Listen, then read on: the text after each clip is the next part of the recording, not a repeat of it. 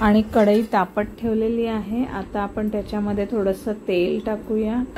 तेल चांगलं गरम झालं की हिंग टाकायचं, 4 दाणे मेथीचे टाकले आणि कांदा टाकायचा। मी खूप सारा कांदा घेतलेला आहे, अंदाजे 4-5 कांदे घेतलेत, कारण ही दोघे ना अशी खातात पनीर बुर्जी वगैरे की बस रे बस।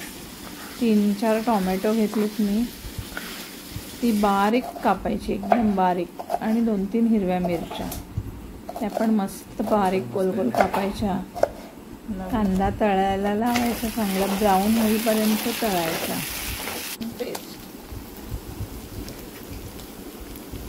जरा कांदा नरम आणि ब्राऊन व्हायला आला की त्याच्यामध्ये हिरवी मिरची टाकायची। स्प्रिंग अनियन पण बारीक बारीक कट करून घ्यायचे,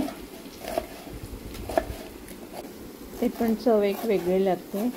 आणि ही कोथिंबीर बारीक कापायची, खूप सारी कोथिंबीर घ्यायची। कांदा आता मस्त ब्राऊन झालेला आहे, नरम नरम झाला आहे, शिजला आहे म्हणजे। त्याच्यामध्ये मग टोमॅटो, स्प्रिंग अनियन, हिरवी मिरची असं टाकून परत एक 5 मिनटं चांगलं परतायचं। चांगलं कांदा आणि टोमॅटो शिजला की त्याच्यामध्ये हळद, मीठ, लाल मसाला मी घरीच बनवते, त्याच्यामुळे मी बाकीचं काही टाकत नाही जास्त। पण आता ही मुलं ऐकत नाहीत म्हणून थोडासा पनीर मसाला मी टाकते।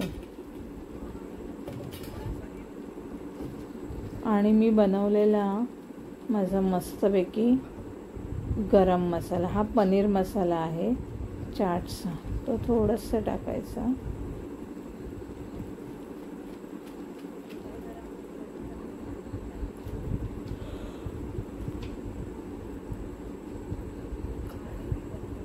हा मी बनवलेला गरम मसाला आहे, तो पण छान टेस्टी नेतात लोक, नेतात ती परत परत माझ्याकडे मागून नेतात। गरम मसाला आणि लाल तिखट, हळद पावडर छान परतून घ्यायचं, मस्त शिजवायचं। त्याच्यामध्ये मी 3-4 चमचे दही टाकलेलं आहे, थोडी ग्रेव्ही चांगली बनते, एक वेगळाच फ्लेवर येतो। दही शिजला की मग पनीर टाकायचं। पनीर असं छान ग्रेट करून घेतलेलं आहे, किसून, मग ते छान शिजवायचं। आम्ही जरा मसाले कमीच टाकतो, कारण नाही आवडत आम्हाला, पचायला पण छान हलकं असतं।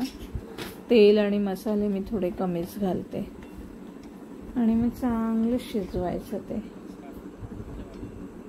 परतून घ्यायचं, 10 मिनटं असं मस्त शिजवायचं। मग झाली रेडी पनीर बुर्जी आणि